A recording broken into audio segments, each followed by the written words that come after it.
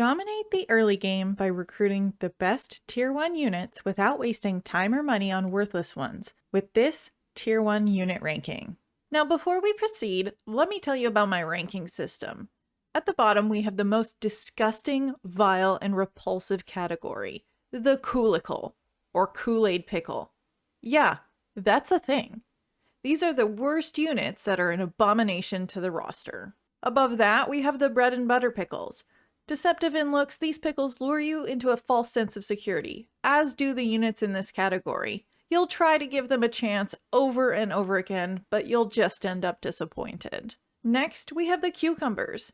Units in this category, like the mighty cucumber, have no leaning towards sweet or sour, and are merely plain. No complaints about these units, but I sure am not running out to the store for them. Above that, we have the gherkins. Adorable little bitties that give me a little smile, although not nearly the most satisfying of pickles. Units in this category are pretty good, but they don't last. And at the very top, the best pickles of all time, dill. Delicious dill pickles. Like the units in this category, they'll keep you coming back for more. Just a gentle reminder that these rankings are my opinion of playing on ultra unit size and very hard battle difficulty. So you may have other opinions, feel free to voice them in the comments below, but please don't tell anyone they're wrong. And if you are of the belief that sweet pickles are good, that is your opinion, and you are wrong. But feel free to join my Discord, where there's an ongoing war for sweet versus sour. Anyways, on to the ranking. First up, we have high elf units. There's the Ranger, a dual sword infantry unit with anti-infantry bonus. A little bit faster than other units, this is meant to be offensive, but doesn't have nearly the damage dealing output of ranged units. I'm gonna say these are cucumbers. They do their job when microed efficiently, but I wouldn't get a ton. Next, we have archers with light armor. Slightly more armor and melee defense than their tier 0 counterparts, and coming in with more upkeep and recruitment costs, these archers are coolicles. You're likely to go up against armor-piercing damage in Dark Elves in most cases, and you don't need melee defense, really, since your archers shouldn't enter combat. So these stat differences are worthless and come at a high cost. Do not bother. And now that I'm all hot and bothered, we can head on over to the Lizardmen, where red-crested skinks often leave me disappointed. They do have poison and armor-piercing, but share the same speed as your tier 0 skinks with javelins, and they don't have shields. So I'll put these next to the bread and butter pickles. I'm not mad at them, I'm just disappointed. Then we have the skink skirmishers, the first proper missile unit in the Lizardmen roster. With middling range and speed and a shallow firing arc, they leave much to be desired, but the poison darts do help to slow enemies as they fire while moving. I think these deserve a solid cucumber. I'll recruit them with some factions in the early game, but do replace them pretty quickly. Let's move on now to the Dark Elves. We have another dual sword infantry in the Black Ark Corsairs, with some anti-infantry bonus, but little else to set them apart from their missile counterparts available at all ports. They're gonna go in the Coolicle rating. Why take these when you can also have missiles? Then we have Bleak Swords, very similar to Dread Spears, with shields to protect them from missiles, but worse at holding the line. This unit also disappoints, with another Coolicle rating. Just take the Dread Spears for holding the line. Dark Elves are off to a weak start, but they're about to come back strong with the Dark Shards that have armor-piercing missiles and quite a decent range. These units are beautiful. They get the coveted Dill Pickle rating. I've gone many a campaign and used Dark Shards long into the late game. That is how excellent they are. Very easy to recruit on the go with excellent damage dealing capabilities. Very hard to beat. Now how will the Skaven hold up? We have two Clan Rat variants, swords and spears, neither of which have shields to protect them from some damage, which would make them better meat shields that they claim to be. And with their terrible leadership, they don't act as shields very long. At this point, I'll call them bread and butter pickles. They do more damage than the Skaven slaves, kind of, but they definitely leave a lot to be desired. Next we have the pirates, where the zombie pirate deckhands mob is their basic melee infantry, and man does it stink. And not just because it's rotting in the ocean. Just about awful stats on every level, these guys crumble almost immediately, and don't have nearly the same staying power as zombies from the Vampire Count roster. I'm gonna place them right here with the Coolicles. You're better getting other disposable missile infantry, such as the zombie pirate gunnery mob, which has the same upkeep cost but can fire while moving. Their range isn't excellent, but it's not terrible early game, especially if you're good at microing them into position. I'm gonna say they're gherkins. Get a couple to tide you over until the better units arrive. And then we have fellbats. Do I need to explain? Crumble insanely fast in the player's hands, somewhat okay at taking care of units completely alone on one side of the map. I'll give them the benefit of the doubt and say that they're bread and butter pickles.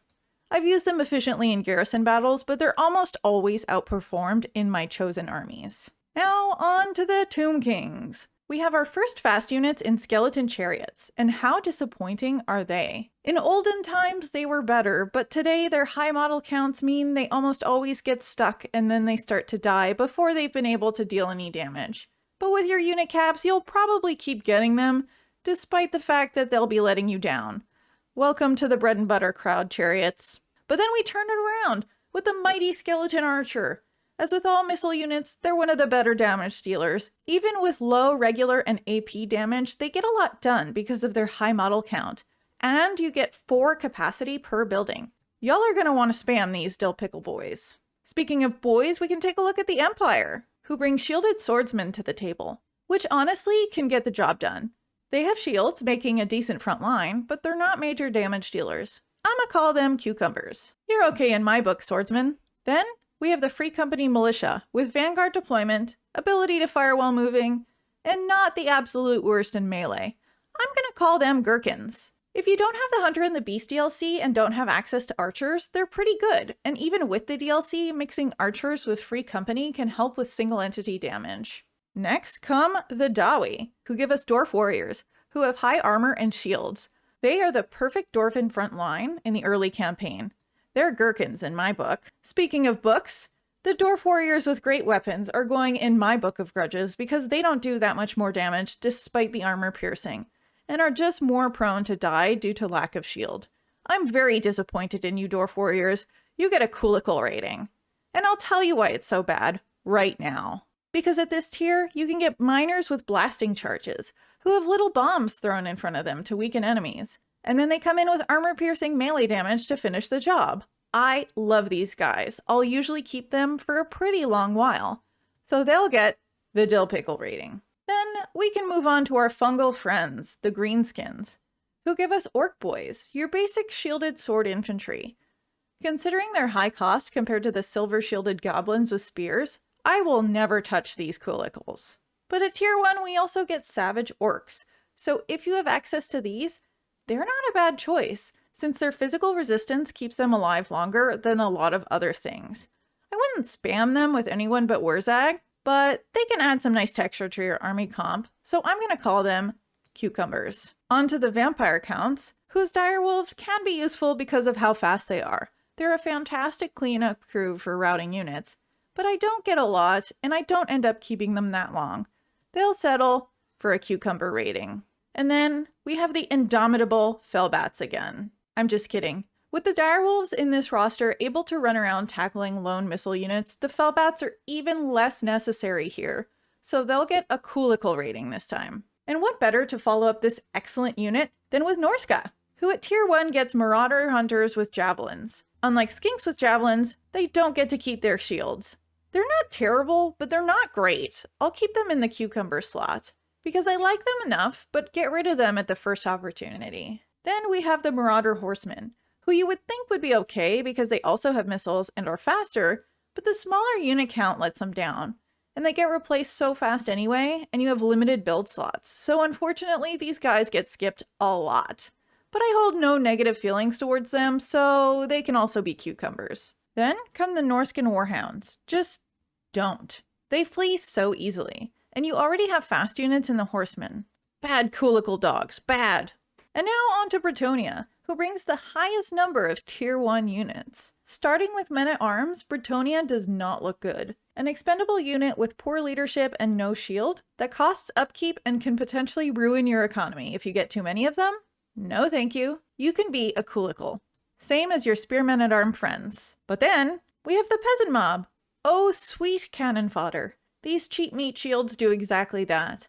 Although they can't hold the line very well, and can also ruin your economy. But at least they're free upkeep for a while. So I'll place them with the slightly sweet bread and butter pickles. And now that that's done, let's talk about the Peasant Bowmen, the most elite unit of Bretonnia's roster. Firing tons of arrows in all directions, they somehow often hit, and it's oh so glorious. These guys, supported by the right lords and heroes, can go long, long into the campaign. They'll get the top tier dill pickle spot for this.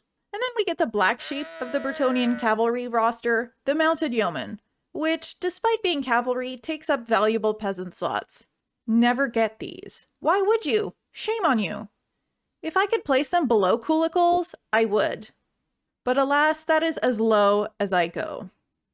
Mounted yeoman archers, on the other hand, are also actually kind of bad, but they're very fast and can kite units around pretty well. I don't often recruit them, but I see their value and will give them a gherkin rating. The problem is there isn't often room for that building early since you want more farms, but if you have it, try them out. Speaking of farms, onto the trees. That was a really casual segue, right? There's the regular Eternal Guard, which will get a bread and butter rating.